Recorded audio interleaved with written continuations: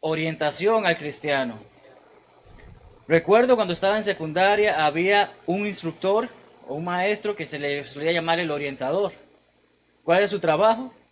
Ayudarnos en situaciones que eran fuera de matemáticas, física, lo que fuese. Era para ayudarnos a irnos preparando hacia dónde iba a ir nuestra carrera, si teníamos algún problema, tal vez personal o algo así, alguien con quien hablar de eso. Bueno, la Biblia nos hace saber acerca de esa orientación. El trimestre pasado hablamos del cristianismo práctico, qué debe involucrarse, qué debe hacer el cristiano. Más el apóstol Pablo en 5 cartas nos hace saber acerca de cosas que nos pueden orientar en nuestra vida como cristianos. El enfoque de la congregación durante este año, ¿cuál ha sido? Especialmente el estudio de los domingos, empezamos con la familia, ¿se acuerdan? ¿Cómo es el hogar cristiano? ¿Qué compone un hogar cristiano? ¿Qué debe de vivir una familia cristiana? Después pasamos al libro de Hebreos, ¿por qué? Porque comprendimos que Cristo es superior. Cristo es más grande que cualquier otra cosa. Cristo es el que nos permite saber qué debemos de hacer para ganar nuestra vida eterna. Pasamos al cristianismo práctico el trimestre pasado y aprendimos de Santiago tantas cosas que, yo tenía que hacer eso, se me había olvidado, ahora ya las sé, no puedo dejar de hacerlas. Y ahora vamos a estar hablando precisamente de esa orientación. Y vamos a estar estudiando las cartas a los tesalonicenses, las cartas a Timoteo y la carta a Tito. 5 cartas en 13 semanas, es mucho material, pero vamos a ver que con la paciencia y con el deseo y la disposición, diligencia, podemos llegar a estudiarlo sin ningún problema. Y si nos perdemos algún estudio, al menos podemos llegar a ver las grabaciones después, aquellos que tenemos la oportunidad y la bendición de contar con el internet.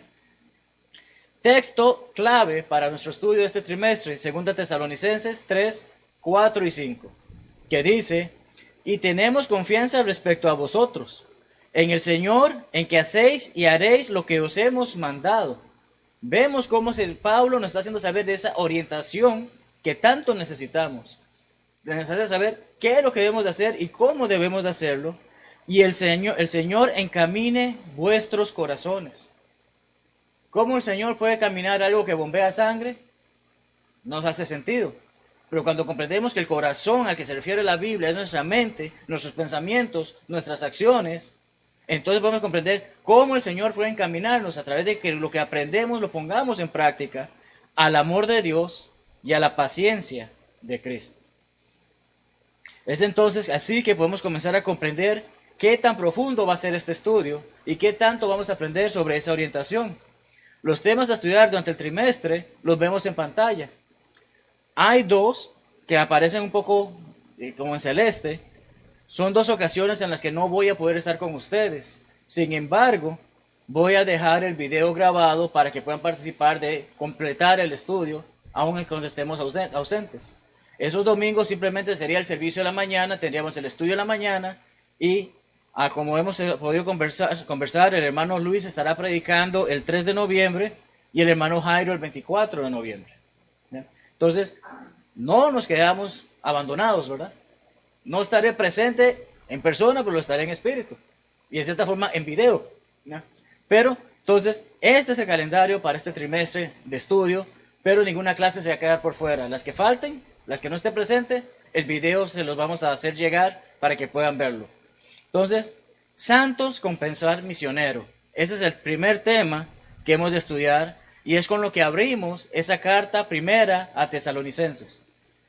Santos, ¿quiénes son santos? Los que han hecho la voluntad de Dios y por lo tanto han sido separados del mundo para servir a Dios. ¿Significa eso que tengo que rezar a San Antonio o tantos que andan por ahí? No, ¿por qué? Porque no es el santo del que la Biblia habla.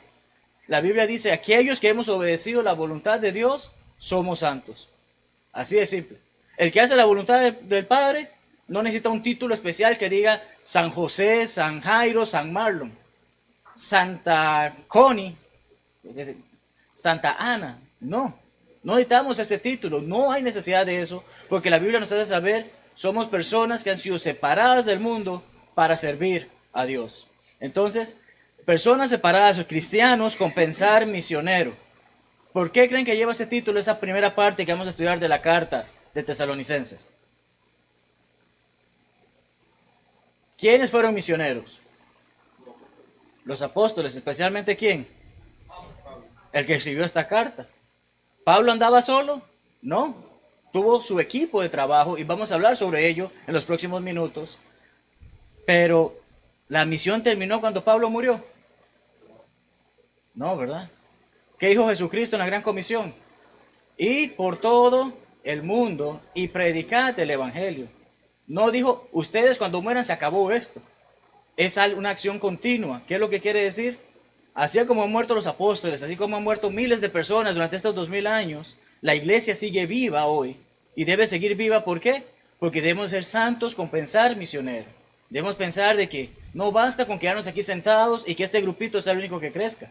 Muchas personas más necesitan conocer la verdad, necesitan conocer qué es lo que Dios espera de nosotros y cómo poder llegar a cumplir la voluntad de Dios y así ser no solamente santo, sino también salvo. Muy bien. Breve introducción a 1 y 2 Tesalonicenses. Los nuevos cristianos, en primer lugar, son individuos preciosos, ¿verdad? No estamos hablando que sea precioso como el término a veces utilizamos de que, ¡ay, qué bonito!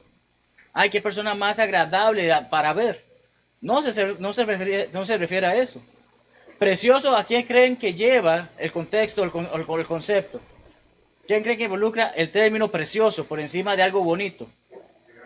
De gran valor, efectivamente, hermano. Cada individuo es de gran valor cuando obedece el evangelio. ¿Por qué? Ya no es un donadie que anda por ahí, ahora es un hijo de Dios.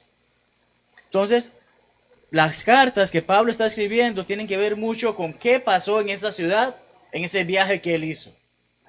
Ellos han hecho la decisión más importante de sus vidas. Cada uno de nosotros, cuando decidimos obedecer el evangelio y ser bautizados por el perdón de nuestros pecados, es la decisión más importante que hayamos hecho en nuestra vida. No es la decisión cuando tomamos una carrera, no es cuando decidimos casarnos, no es cuando decidimos ser padres. La decisión más importante de nuestras vidas es: entrego mi vida al Señor. En este momento ya no vivo más yo, sino vive Él en mí. Gálatas 2:20, ¿verdad? Palabras de Pablo. Siendo nuevas criaturas, son como bebés. Necesitan de nuestro cuidado y ánimo. Y Leonid es bastante famoso en la congregación porque es el único bebé, ¿verdad? Pero, ¿puede Leonid sobrevivir por sí solo ahorita? Necesita que le den cariño, que le den alimento, que le prueban cosas que cuando va creciendo ya va desarrollando cómo cuidarse él mismo. Entonces tenemos la situación que un nuevo cristiano necesita de eso. Pablo nos va a hacer a saber en estas cartas, en 1 y 2 Tesalonicenses, acerca de esa necesidad. También da a los nuevos cristianos exactamente eso que estamos mencionando, ánimo para continuar con sus nuevas vidas. Pablo estuvo por un corto tiempo ahí, estuvo por 3 semanas en esa ciudad. Llegó y predicó. Algunos escucharon y obedecieron, otros se echaron para atrás, no querían saber de esto. Pero los que obedecieron, entonces, ¿qué se encontraron? Con dificultades. ¿Y qué es lo que ocurre? Pablo está escribiendo estas cartas para hacerles saber, necesitan ánimo, necesitan fortaleza. Instrucciones acerca de la venida del Señor. Y de esto hablaremos en el sermón porque precisamente predicamos en 2 Tesalonicenses. Pero muchos de ellos, ¿qué piensan? Bueno, me han hablado de un Cristo que es mi Salvador. ¿Cuándo viene? ¿Por qué se demora? Preguntas que quizás nosotros nos hemos hecho en algún momento. Pablo habla sobre eso y les hace saber acerca de detalles que necesitan saber. Sí va a venir, pero no es cuando ustedes quieren, es cuando Dios necesita, es cuando Dios decida que va a ocurrir. En su segundo viaje misionero, lo vemos en Hechos 17, es cuando después de haber pasado por Filipos, él llega a Tesalónica, él llega a esta ciudad. Muchos respondieron al evangelio, muchos lo rechazaron, como hemos mencionado, y estando en Corinto, ¿por qué? Vemos como el capítulo 16 de Hechos nos dice, llegó a Filipos, pasó por dificultades, conoció a Lidia, fue preso, sale de esa ciudad, Hechos 17 nos narra, llega a Tesalónica y conoce a estas personas, predica a ellas y también tiene que huir por peligros que hubo. Al salir de Tesalónica, entonces llega a Corinto. ¿Qué es lo que hace Pablo? No está solo, después llegan Silas y Timoteo, estaban Apolo y Priscila también, como leemos en ese capítulo. Pero el versículo 5 en particular nos hace saber acerca de que estaban Silas y Timoteo con él. Estos dos hombres eran sus compañeros de misión. Estos dos hombres apoyaban en lo que él estaba haciendo y llegaron a este lugar. Tras esto, Pablo escribe estas dos cartas que estudiaremos. ¿Por qué? Él sabe que les hablé a esas personas, él sabe que conocieron la verdad, pero no tuve tiempo suficiente para nutrirlos. ¿Quién pare un hijo y lo deja ahí tirado? Ah, bueno, lo tuve 3 semanas y ya los he abandonado. Pablo comprende esto. Estos niños necesitan leche espiritual. Y no pude estar suficientemente tiempo con ellos, dejé más o menos preparados. Les escribo estas cartas para que aprendan y comprendan qué es lo que necesitan hacer. Cartas que hoy en día nosotros como cristianos también nos ayudan a ver cosas que si no hemos hecho debemos de hacer. Y si hacíamos y dejamos de hacer, necesitamos volver a hacer. Entonces, empezamos con la primera sección de la carta. Primera Tesalonicenses 1, versículos, 1 al 5. Marqué 2 al 5, pues 1 al 5. ¿Por qué? Porque la carta nos está abriendo, nos hace saber en primer lugar el versículo 1. ¿Alguien que lo lea, por favor? Pablo, Silvano y Timoteo, a la iglesia de los tesalonicenses, de Dios Padre y de el Señor Jesucristo. Gracia y paz sean a vosotros, de Dios, nuestro Padre y del Señor Jesucristo. Amén. Pablo, Silvano, pero yo dije Silas. ¿Qué pasa? Vamos a ver más adelante, es la misma persona. Pero en primer lugar, ¿qué leemos? ¿A quién fue escrita esta carta? A la iglesia en Tesalónica. A la iglesia en Tesalónica, ¿verdad? Es como si ahorita escribiésemos una carta a la iglesia en Arraiján, o a la iglesia en Torrijos Carter, o a la iglesia en El Coco, o a la iglesia en Las Villas. Pablo escribió esta carta especialmente para ellos. ¿Por qué? Porque había una necesidad especial para ellos. Ahora bien, la iglesia somos todos y todos necesitamos llegar a escuchar el mensaje, necesitamos comprender acerca de ello y hay cosas que en estas cartas aprenderemos que, como hemos mencionado, tal vez no practicamos y debemos de involucrarnos en ellas. Pues efectivamente la respuesta, ¿a quién fue escrita esta carta? A la iglesia en Tesalónica. ¿Cuándo fue escrita? Cerca del año 52-53 después de Cristo, así que es en el primer siglo. Importante cuando estudiamos la Biblia, necesitamos comprender la situación que se vivía en ese momento. En ese momento no había internet. En ese momento no habían automóviles, en ese momento vivían situaciones difíciles. Entonces, cuando nos ponemos en los pies de ellos, o como algunos hermanos dicen, nos ponemos los lentes del siglo I, comenzamos a comprender mejor todo lo que abarca estas cartas. ¿Quiénes dan gracias? Versículo 1 dice, ¿quiénes son los que dan gracias? Pablo, Silvano y Timoteo. No es Pablo le dice que ustedes tienen que agradecerme a mí por lo que yo he hecho por ustedes. Pablo les está haciendo saber simple y sencillamente, estamos agradecidos porque ustedes han decidido seguir a Cristo. Pablo, Silvano, que es la forma romana del nombre Silas del que leímos en Hechos 18.5. ¿Alguien que lea Hechos 18.5, por favor? Hechos 18.5. Cuando Silas y Timoteo vinieron de Macedonia, Pablo estaba entregado por el fruto de la predicación de la palabra, testificando a los judíos que era el Cristo. Pablo llegó solo a esa ciudad. Pero estaba predicando mientras estos llegaron de Tesalónica. Estaba en Corinto solo, llegaron ellos de Tesalónica, y como acabamos de leer, eran las mismas personas que estaban con él, las mismas personas que él está diciendo, en este momento estoy en Corinto, les estoy escribiendo a ustedes en Tesalónica, esto es lo que ocurre. Y el versículo 11, ¿qué dice en ese mismo capítulo? Se detuvo ahí 1 año y 6 meses, enseñándoles la palabra de Dios. 1 año y 6 meses da una gran cantidad de tiempo para que él pudiese escribir esta carta a esos hermanos. No solo una, sino la otra. Cuando hablamos de correspondencia, ¿qué suele ocurrir? Yo mando una carta y espero que se quede en el olvido. Uno espera una respuesta. Lo más seguro, cuando recibió esa respuesta, Pablo vio, hay situaciones que hay que arreglar, y hablaremos de eso cuando estudiemos la segunda carta. Entonces, por eso es que envía esa segunda carta, para continuar ayudándolos a que puedan comprender ese detalle.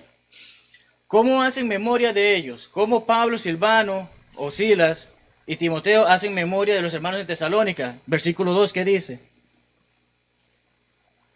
Damos siempre gracias a Dios por todos vosotros, haciendo memoria de vosotros en nuestras oraciones. ¿Ok? ¿Oramos o no oramos por nuestros hermanos? Los recordamos, ¿verdad? Así hacemos memoria de ellos. En oración dando gracias. Ya. Puede que tenga un conflicto con un hermano. Dios, ayúdame a resolver ese problema. Pero igual, si no tengo problema con ese hermano, doy gracias por tener a ese hermano. Pablo nos está enseñando eso en primer lugar. Debemos estar agradecidos por la familia en la fe, recordándole siempre. Ese hermano se apartó, tiene 2 años de no venir a la iglesia, que se pudra. ¿Ese es el pensamiento de un cristiano? No, ¿verdad? ¿Cuál es nuestro pensamiento? De que, hermano, queremos que vuelva, queremos que esté aquí, nos hace falta. Pablo enseña eso y cada uno de nosotros tenemos que desarrollar eso. Y miren cómo empieza la carta. Sí, estuve solamente 3 semanas con ustedes, tengo 1 año y medio aquí, pero yo quiero que ustedes sepan, aquí estamos para ayudarles. Los recordamos y estamos agradecidos por lo que han hecho. De lo que estos hicieron, continuaron haciendo. Versículo 3, alguien que lo lea. 1 Tesalonicenses 1:3.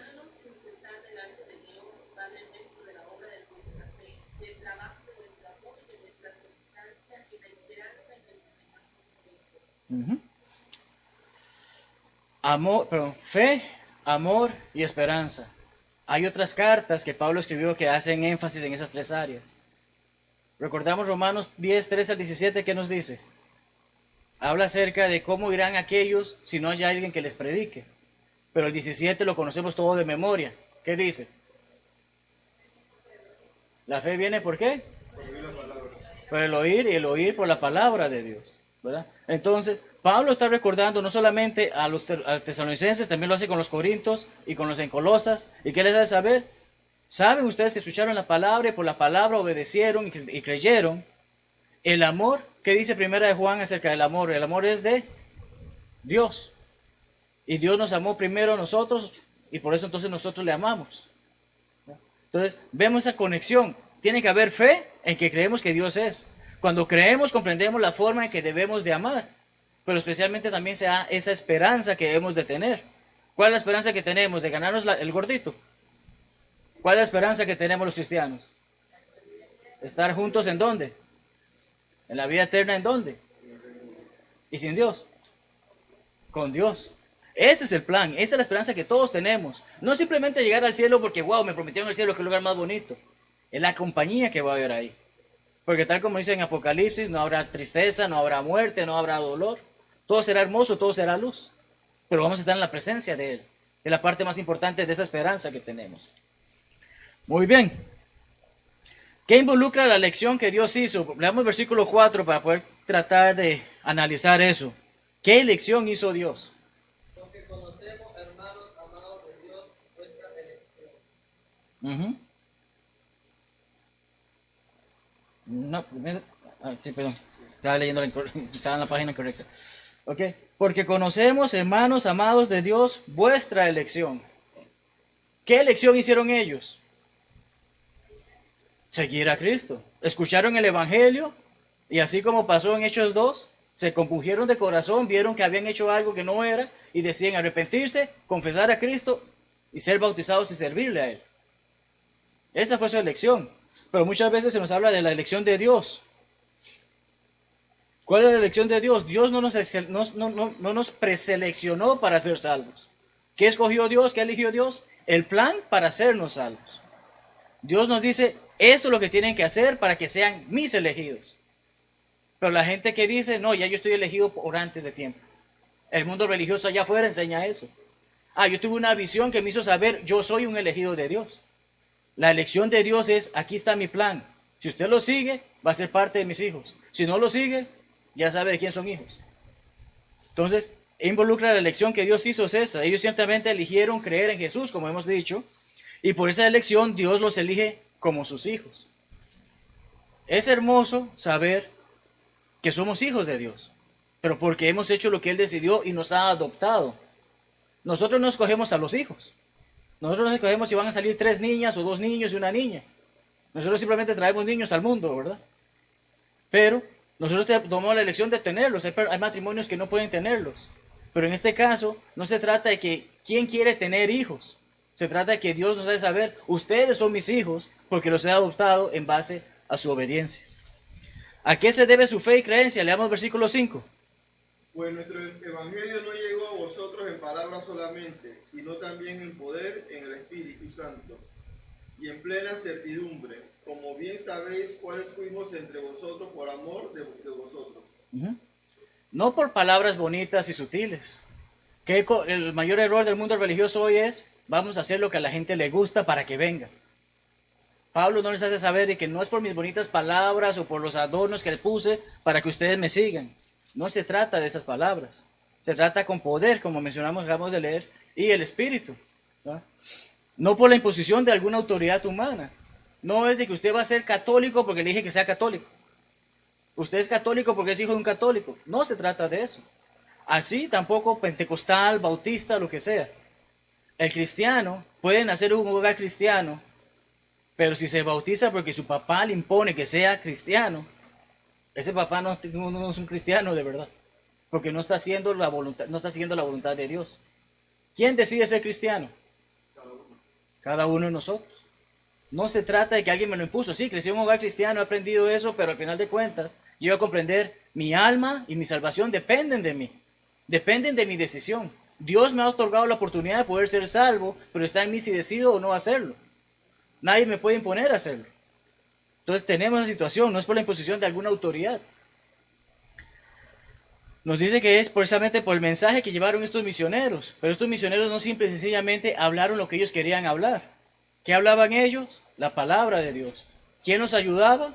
En su momento, la época milagrosa, el Espíritu les inspiraba a ellos a decir lo que debían de recordar y hacer saber a la humanidad.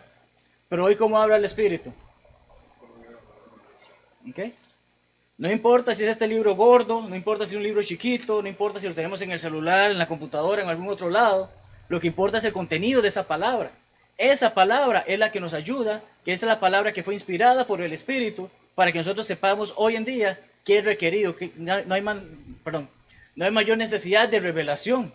No hay necesidad de que Dios se me aparezca en un sueño y me diga, tienes que obedecer la Biblia. Simple y sencillamente la Biblia me está diciendo eso. Me lo dice a través de lo que aprendo en ella. Los hermanos en Tesalónica tomaron la mejor decisión y nosotros debemos de haber hecho lo mismo, ¿verdad? Y si hemos hecho lo mismo, comprendemos que así como Pablo estaba agradecido por los hermanos, nosotros estamos agradecidos por esos hermanos, tanto Pablo como los demás misioneros en los siguientes siglos, que nos han permitido saber y conocer la verdad de las Escrituras. Pero no basta con dar gracias por los demás. Viene la siguiente parte del estudio en la que vemos algo muy bonito. Y Pablo hace saber que hay personas que están hablando de los hermanos en Tesalónica. Hoy hay hermanos que quizás estén hablando alrededor del mundo. Hubo una congregación en Panamá que ayer salió a tocar puertas, como parte del proyecto que hubo de que muchas congregaciones alrededor del mundo salieran a buscar al perdido y orar por él. Es bonito que hablen de uno de eso, ¿verdad? Pero vamos a ver interesantemente que Pablo no les dice, bueno, están hablando chismes, bochinches o rumores de ustedes. Hay gente que está hablando mal de ustedes. Pablo no nos hace saber eso cuando leemos este texto, versículos 6 al 10. Y vamos a irlo leyendo poco a poco. Ellos se convirtieron en ejemplo para muchas otras congregaciones. En primer lugar, fueron imitadores de los misioneros. Versículo 6, alguien que lo lea, por favor.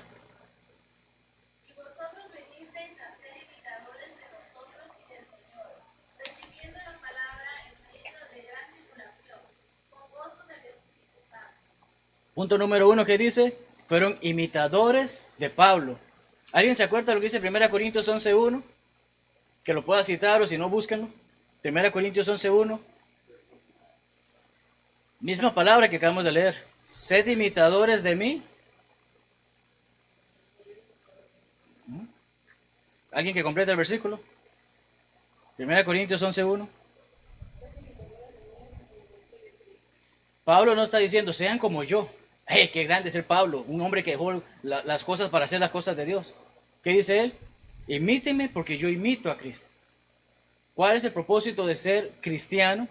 ¿Cuál es el significado de ser cristiano? La palabra cristiano, ¿qué significa? Seguidor. Y la palabra seguidor en el griego también es traducida como imitador. Entonces, un cristiano imita a Cristo. Ciertamente no estamos al punto de que vamos a morir en una cruz, pero ¿qué es lo que se nos espera de nosotros? Que vivamos como Cristo, que hagamos la voluntad de Dios, que obedezcamos en todo. ¿Por qué? Porque si yo digo que soy cristiano, que soy seguidor de Cristo, como tal debo ser como Él, y lo que está diciendo Pablo aquí, y lo dijo también en Corinto. Aquellos, sed imitadores de mí, como yo lo soy de Cristo. Haced lo que yo hago de la manera que Dios espera que yo la haga. Esa es la parte importante que estamos leyendo allí.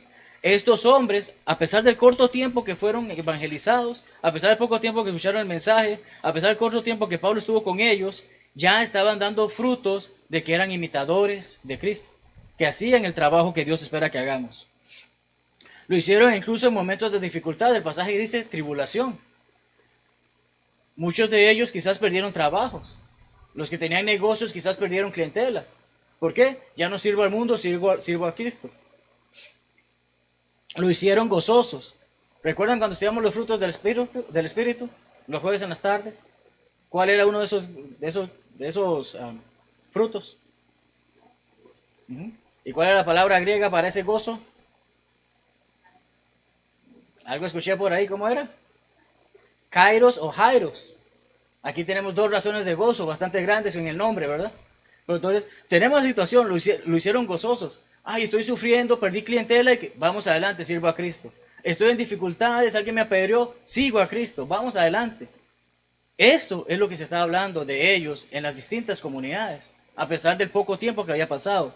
Sus acciones, que es su obediencia, fueron ejemplos para toda Macedonia y Acaya. ¿Por qué lo pongo entre preguntas? Leamos ese versículo 7, ¿qué dice? De tal manera que habéis sido ejemplo a todos de Macedonia y de acá y de Acaya que ha Ok, por eso puse entre preguntas. Dice que toda Macedonia y Acaya ha visto ese ejemplo. Las últimas dos palabras creo que son las que nos ayudan a comprender. No fue a toda la ciudad, no fue a toda la provincia, fue a quienes habían creído. Aquellos que llegaron a escuchar el mensaje y vieron eso, veían, wow, estas personas están trabajando fuertemente en la obra. Estos están bien concentrados en hacer la voluntad de Dios. Los que habían creído. Solo para todos los que habían creído en esas regiones, Macedonia era una provincia al norte de Grecia, o de ese imperio. En su momento, cuando Alejandro Magno era el que estaba dominando todo el mundo, era una de sus potencias militares. Y ciertamente era el área de Filipos y Tesalónica. Esa era Macedonia. Pero el área de Acaya es una provincia romana que abarcaba la mitad sur de la antigua Grecia. Así que estamos hablando que norte y sur conocían de lo que se hacía en este pequeño poblado. Esparta, ¿quién no conoce de Esparta por la historia? Y si no, a los que les gusta la película 300. ¿Eh? Atenas, donde se empezaron los Juegos Olímpicos, una ciudad importante. Corinto, Pablo justo está ahí. ¿Y qué está haciendo el saber? Aquí en Corinto, yo vengo llegando y ya la gente está hablando de ustedes. Y no está hablando mal de ustedes, está hablando bien de ustedes. Qué bonito es poder escuchar de otras congregaciones que digan, la congregación en las villas es nueva, pero está ocupada en el trabajo. Doy gracias a Dios que he escuchado estas palabras de hermanos fuera de aquí. Y espero que también algunos de ustedes hayan tenido esa oportunidad, que algunos hermanos le hayan dicho, qué bonito lo que se está haciendo ahí. Es bonito saber eso, es bonito que la gente valora que se está haciendo un trabajo. Siguen hablando porque dice su buena reputación se extendía incluso lejos de ambas provincias. Versículo 8, ¿qué dice? Porque partiendo de vosotros ha sido divulgada la palabra del Señor, no solo en Macedonia y Acaya, sino que también en todo lugar vuestra fe en Dios se ha extendido, de modo que nosotros no tenemos necesidad de hablar nada. No tenemos necesidad de hablar nada. Que un apóstol, un verdadero apóstol diga eso, son palabras de peso. Que lo que ellos están haciendo allí permite que la palabra de Dios llegue incluso más lejos de esas ciudades. Que las personas estén hablando de que, wow, ahí se vive el cristianismo. Una gran motivación. No tengo que decir más nada. ¿Cuándo dice uno de eso? Ya no tengo palabras para describir algo. Hermano, no tengo forma de agradecerle, simplemente diga gracias. Bueno, ya lo dijo, ya es suficiente. Pablo está haciendo eso y que no puedo decir más nada. Estoy tan agradecido porque la gente habla de ustedes. Qué hermoso es vivir el cristianismo. Su compromiso con el evangelio y la verdad fue reconocido. Cuando se tiene una buena reputación, la misma habla por uno. Un buen policía tiene una buena reputación, la gente dice, ese no cae en corrupción, ese hace su trabajo. De la misma manera se habla de un cristiano, o debe ser así. Tristemente, en el mundo en el que vivimos, la gente desconfía mucho del que se hace llamar cristiano. No podemos permitirles que hagan eso. Tenemos la visita del hermano Sergio hoy. Tiene una buena reputación en su negocio. Y eso es lo que le ha generado, seguir generando ingresos para su negocio. Pero ¿qué pasa si la reputación del hermano no es buena? ¿Cuántos clientes va a tener? Ninguno, ¿eh? Pablo nos hace saber eso. El cristiano tiene que tener buena reputación fuera o no del mundo secular, fuera o no de su negocio. Tiene que tener una buena reputación en todo lo que hace para que la gente vea efectivamente Cristo vive en él. Esto hace saber Pablo al decir no tenemos necesidad de hablar nada. Eran mensajes andantes de la palabra. Leamos versículos 9 y 10. Está corriendo tiempo. Versículos 9 y 10, alguien que lo lea, por favor. Porque ellos mismos cuentan de nosotros la manera en que nos convertisteis, cómo os convertisteis de los ídolos a Dios para servir al Dios vivo y verdadero, y esperar de los cielos a un Hijo, al cual resucitó de los muertos, a Jesús, que nos tira de la vida venidera. Palabras potentes, ¿verdad? Pablo hace saber, toda esa gente está hablando de ustedes y miren lo que está hablando de ustedes. No está diciendo que miren esos hipócritas que dicen que creen en Cristo. No está diciendo, miren esos como dicen hacer las cosas y no las hacen. Dicen, hacen las cosas que dicen hacer. Debemos de hacer lo que predicamos y no solamente predicarlo. Debemos de vivir de acuerdo a la palabra de Dios. Entonces, ¿alguien ha escuchado el término Biblia andante? ¿No lo han escuchado acá? ¿Qué creen que significa?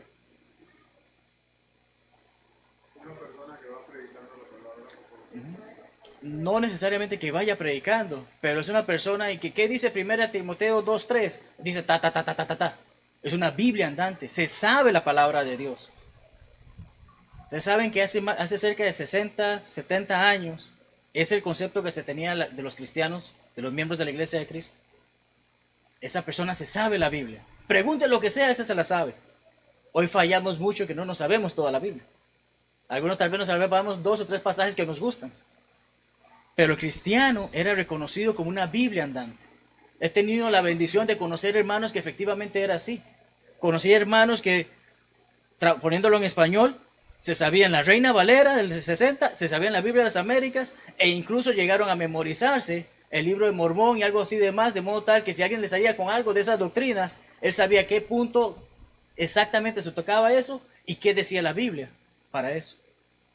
Debemos de buscar ser Biblias andantes. De estos hombres se habla, prácticamente eran mensajes andantes de Dios. Eran personas que vivían y comenzaron a hacer todo lo que se debía de hacer. Pablo está haciendo ese énfasis hacia estas personas.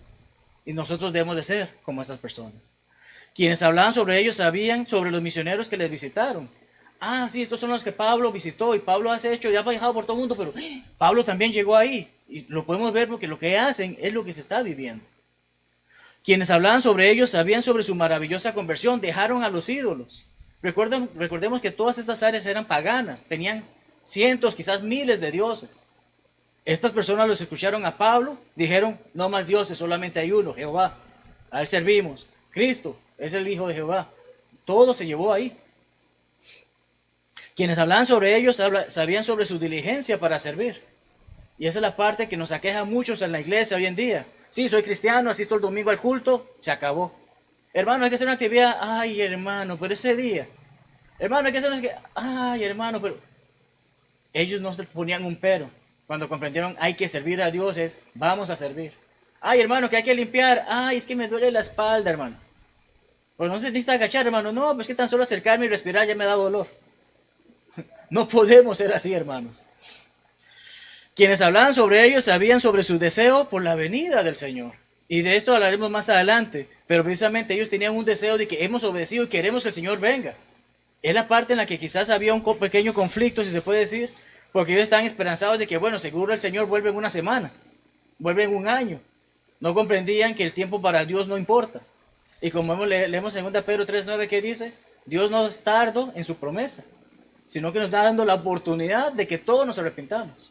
Entonces, eso es parte que ellos tal vez no comprendían aún, pero su deseo de que venga el Señor era grande. ¿Quién no desea que venga el Señor? Que se acabe todo lo que estamos viendo, que ya no haya más tristeza. Pero Él dice que viene como un ladrón en la noche. No sabemos cuándo va a venir, solamente el Padre lo sabe. Entonces, vemos que todos estos hombres tenían un gran sentir, una gran reputación, un gran servicio, y así como ellos debemos de nosotros buscar ser de esa misma manera. Para ir terminando, los versículos 1 al 8 del siguiente capítulo.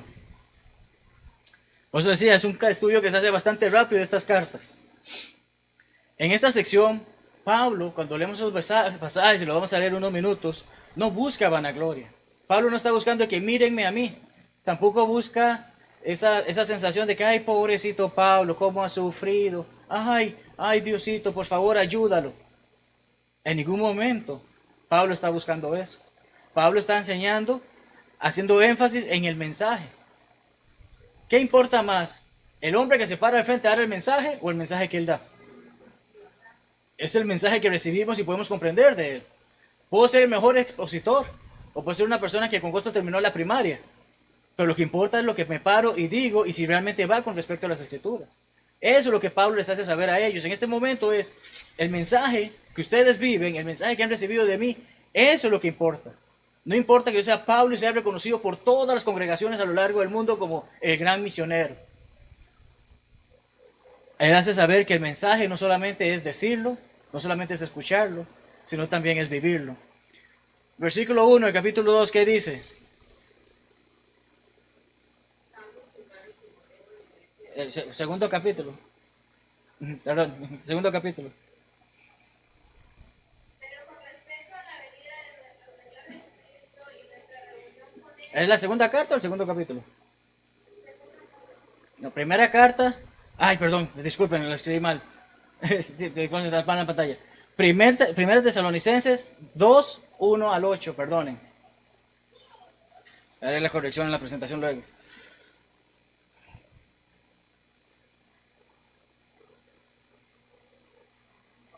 Porque vosotros mismos sabéis, hermanos, que la visita a vosotros resultó vana. No resultó vana.